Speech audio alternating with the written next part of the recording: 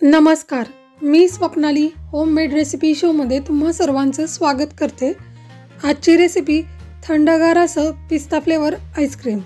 उन्हाळा म्हटलं की आईस्क्रीम कुणालाही आवडतं, अगदी लहानांपासून थोरांपर्यंत आईस्क्रीम सर्वांनाच आवडतं। हेच आईस्क्रीम आपण घरच्या घरी आणि अगदी झटपट तेही खूप छान पद्धतीने बनवलं तर चवीला खूपच छान लागणार आहे। चला मग आईस्क्रीम बनवायला सुरुवात करूयात। इथे मी एक पॅन घेतलेला आहे। हा पॅन मी गॅसवरती ठेवलेला आहे, पण गॅस बंदच आहे। आता या पॅनमध्ये आपण 1 कप अंदाजे 1 ग्लास दूध घालून घेतलेला आहे। त्यातीलच थोडं दूध मी बाजूला काढून घेतलेलं आहे। अशा पद्धतीने मी एका बाउलमध्ये दूध बाजूला काढून घेतलेलं आहे। आता बाजूला काढलेल्या दुधामध्ये आपल्याला 1 चमचा कॉर्नफ्लॉवर घालून घ्यायचा आहे। इथे तुम्ही कस्टर्ड पावडरही वापरू शकता। आता हा कॉर्नफ्लॉवर दुधामध्ये एकसारखा मिक्स झालेला आहे। आता ही तयार झालेली कॉर्नफ्लॉवरची पेस्ट आपण पॅनमधील दुधामध्ये मिक्स करून घेऊयात। गॅस आपला बंदच आहे। आता ही पेस्ट आपल्याला पॅनमध्ये एकसारखी मिक्स करून घ्यायची आहे। आता आपण गॅस सुरू करू शकतो। गॅस सुरू केल्यानंतर ही पेस्ट हळूहळू अशा पद्धतीने दिसायला सुरुवात होते, घट्टसर तयार झालेली आहे। ही पेस्ट आपल्याला साधारण 5 मिनिट शिजवून घ्यायची आहे। आता ही कॉर्नफ्लॉवरची पेस्ट अगदीच शिजून तयार झालेली आहे। आता यामध्ये आपण आपल्या चवीनुसार म्हणजे कमी जास्त प्रमाणामध्ये साखर घालून घेऊयात। इथे मी पिठी साखर वापरलेली आहे। ही पिठी साखर आपल्याला या पेस्टमध्ये एकसारखी मिक्स करून घ्यायची आहे। आता ही पेस्ट एकसारखी मिक्स करून झालेली आहे। पिठी साखर घातल्यानंतर या पेस्टला जरा पाणी सुटलं होतं, तेही या पेस्टमध्ये एकसारखं मिक्स झालेलं आहे। अशा पद्धतीने ही पेस्ट परफेक्ट अशी तयार झालेली आहे। आता ही पेस्ट आपण गॅस बंद करून थंड करून घेऊयात। पेस्ट आपली थंड होत आहे तोपर्यंत आपण व्हिपिंग क्रीम फेटून घेऊयात। इथे मी 1 वाटी व्हिपिंग क्रीम घेतलेली आहे। ही क्रीम थंडच आपल्याला हवी आहे।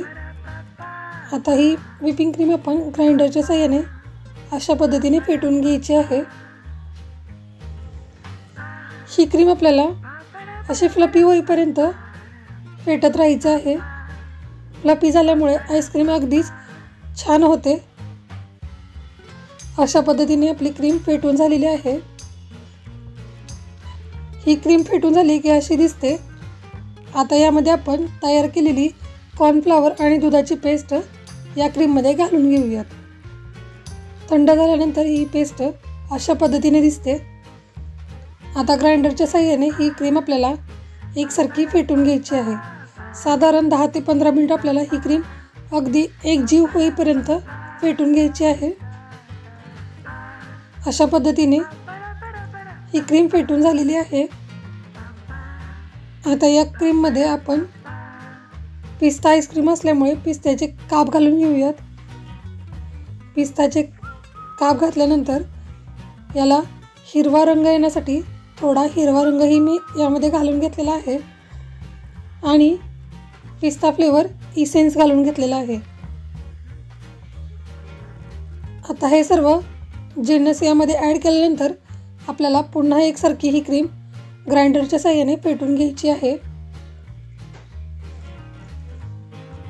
अगदी थोडा वेळ आपल्याला ही क्रीम फेटल्यानंतर अशी दिसते।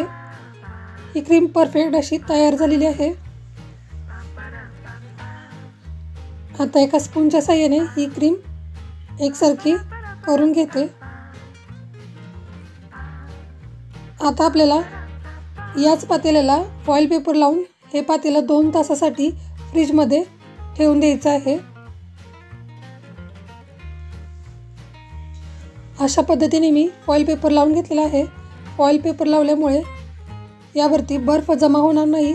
फॉइल पेपर लावणे अगदी गरजेचं आहे। आता 2 तासानंतर हे पातेले मी फ्रीजमधून बाहेर काढलेलं आहे। ही क्रीम आपल्याला आणखी एकदा एकसारखी फेटून घ्यायची आहे। यामुळे आपला आईस्क्रीम अगदी फ्लफी होईल आणि चवीलाही खूप छान लागेल। आता ग्राइंडरच्या साहाय्याने ही आईस्क्रीम आपण फेटून घेऊयात। हे आईस्क्रीम आपण फ्रीजमध्ये 2 तास ठेवलं होतं, त्यामुळे खूप असं छान सेट झालेलं आहे आणि ग्राइंडरमुळे हे आईस्क्रीम असं फुलून आलेलं आहे। अशा पद्धतीने हे आईस्क्रीम ग्राइंडरमधून आपण पेटून घेतलेलं आहे। अशा पद्धतीने आपल्या आईस्क्रीमची क्रीम अगदी सेट होण्यासाठी तयार झालेली आहे। एका चमच्याच्या साहाय्याने ही क्रीम मी एकसारखी करून घेते। आता हे आईस्क्रीम आपल्याला हवाबंद डब्यामध्ये काढून घ्यायचं आहे। आईस्क्रीम डब्यामध्ये काढल्यानंतर हा डबा आपल्याला 8 ते 9 तासासाठी फ्रीजरमध्ये तयार होण्यासाठी ठेवून द्यायचा आहे। एक रात्र ठेवला तरी चालेल। 8 ते 9 तासानंतर हे आईस्क्रीम अगदीच तयार झालेलं आहे। आता एका चमच्याच्या साहाय्याने हे आईस्क्रीम मी तुम्हाला बाउलमध्ये काढून दाखवते। अशा पद्धतीने आपले आईस्क्रीम खाण्यासाठी तयार झालेलं आहे। याला रंगही खूप छान आलेला आहे आणि पिस्ता फ्लेवर असल्यामुळे हे आईस्क्रीम दिसताना खूपच छान दिसत आहे।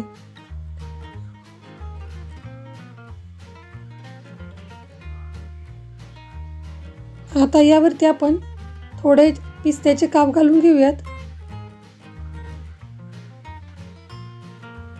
आणि केसरच्या काड्या। अशा पद्धतीने हे आईस्क्रीम खाण्यासाठी रेडी झालेलं आहे। ही आईस्क्रीम रेसिपी तुम्हाला कशी वाटली ती मला कमेंट करून नक्की सांगा। असेच नवनवीन व्हिडिओ पाहण्यासाठी माझ्या चॅनेलला लाईक, शेअर आणि सबस्क्राईब करा। धन्यवाद।